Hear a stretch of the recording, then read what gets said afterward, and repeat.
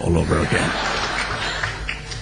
Ladies and gentlemen, professors, lecturers, gurus, namaste. I wouldn't know the difference between a good lecture and a bad lecture, for I've never done that. I've just spoken to people. And all that I've learned has been extramural, outside the walls of the ones, like the ones I see here.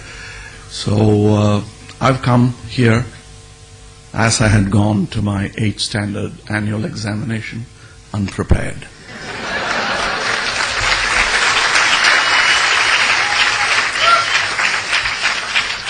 And that was the reason I was a high school dropout. But here I see no such peril. I presume you're all good hosts. So if I fail, you'll still be nice to me. Talking of my learning, it's all been rag picking through the intellectual garbage that abounds in society. Not that I'm talking ill of my feeding ground, but there are many professor friends of mine who say similar things about university education. But then for me, from the other side, it looks greener. So going back to the old adage, the grass is always greener on the septic tank. Okay. Now that I've said equally good words about you and me, we're all in the same soup. So let's learn to swim as I have. And if you have any particular questions about strokes, let me tell you, because I learned it all on my own. I envy you guys because you have it all on a platter. I would have liked to be here, but I didn't qualify. I was a bit slow.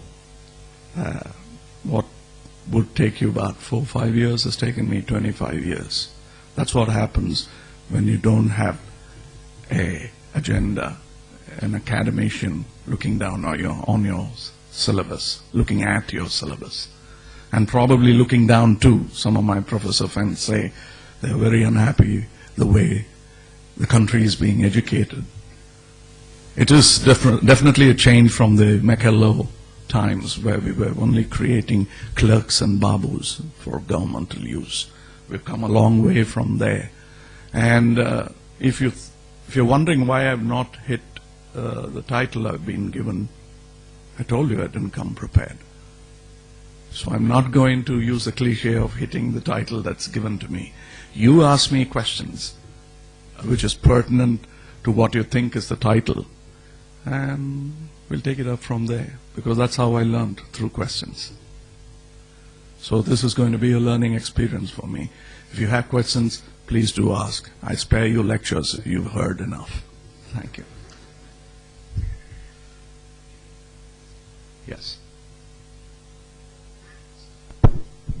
Good evening, sir. I'm Gautam from first year, and I'm very thankful that I'm in the same stage where you are, at least in the same room. So am I. Go ahead. It's not, and it's like they say, with great power comes great responsibility, and you being so old, I mean, to your, if I'm allowed to say that, by measuring your experience in such a young field, that is the Tamil industry, what do you see as a responsibility that's been bestowed on you, and how do you think you'll guide this?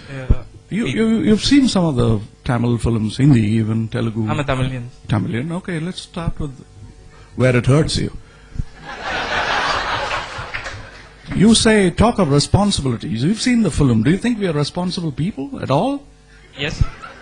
You look at our films, we are irresponsible. That's what comes through them. One or two guys raise a voice in between to make us seem responsible.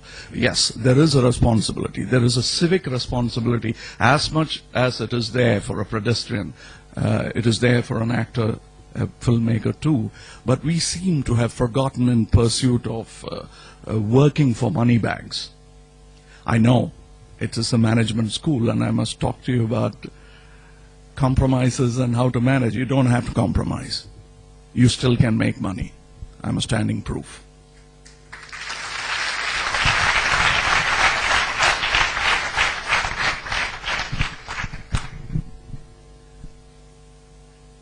After seeing some of your movies, ranging from Appu Raja to Chachi Char and I thought that someday if I get opportunity, I will ask, and this day has come. I never thought of it. Go ahead. And the question is, how being immersed in this, in so many roles, which demands different sort of emotions, how an actor like you can remain in his authentic emotions and feelings? It's exactly like how, sir, you lecture, you handle sane people like these, and then maintain your sanity too.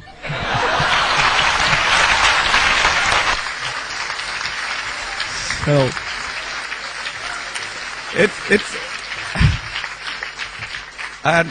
it's very, very simple. I think the characters, though people believe I live in them, I don't. I rent them out. The space is rented out. I just walk into them, live happily there, but not ever after. I walk out. Yes. Sir. So you said you've learned by swimming in the chance of toughness and all. You've had very varied experiences. Could you share any one experience that is very close to your heart, which you've learned, like you had to be really stern on what you wanted, and what did you learn from it, and what took you ahead? Okay, you took the simile of swimming, so first advice, survival advice, don't gulp. It's bad waters. So you paddle, keep your head out of water, but don't go with the flow, because you don't know if there is a falls at the end of this flow. So try to reach the bank and choose your bank. It's difficult. Nothing is going to be easy. Eating and defecating is as difficult. Sorry, we're getting into the cesspool, so I'm getting into the mood and getting into the character. So what I'm trying to tell you is that what will happen? The worst is that you don't swim well, you'll drown. You die anyway. So give it that full throttle and reach out to your chosen bank. That's the kind of spirit you have to.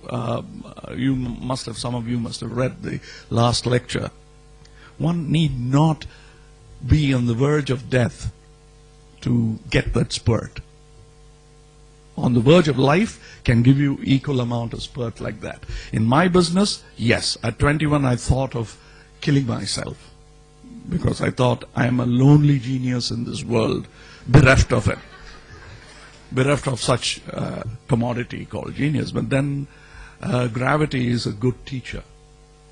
Sort of, however big your wings are, it makes you land at one time or other. So I landed fortunately at around 23, 24. And I found a big crowd of similar people wanting to slit their veins. And they didn't. They are my friends even today. Not all of them are in films. Some of them are teachers, some of them are poets. A few of them are in the forest. The police are looking for them. But they are idealists. They are what they thought they were. But they are not alone. That's what I realized, and that's the turn in my life. Thank you.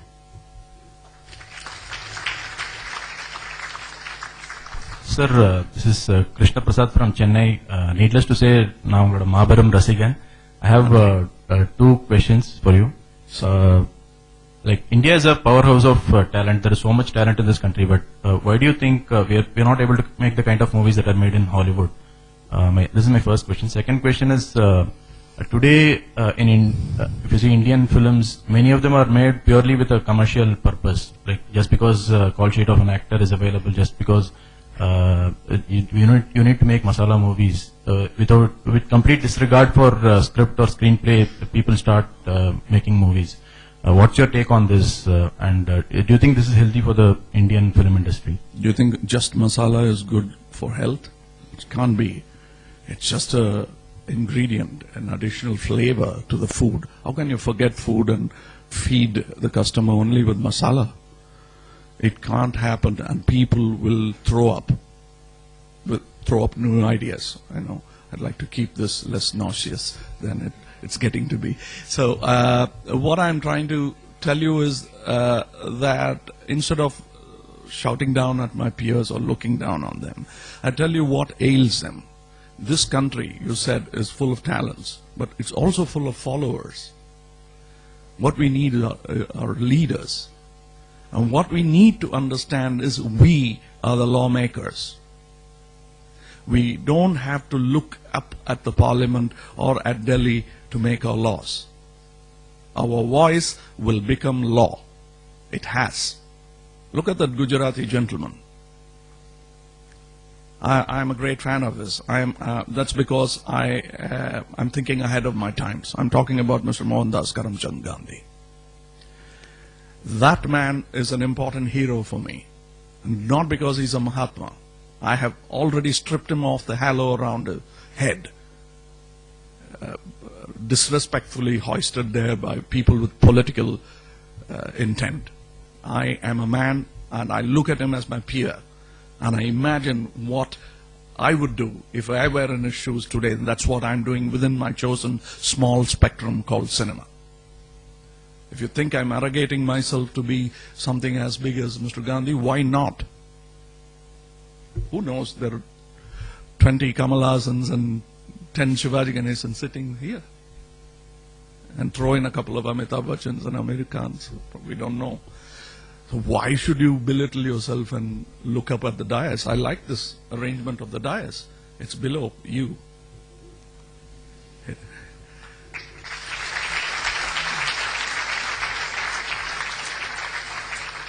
So I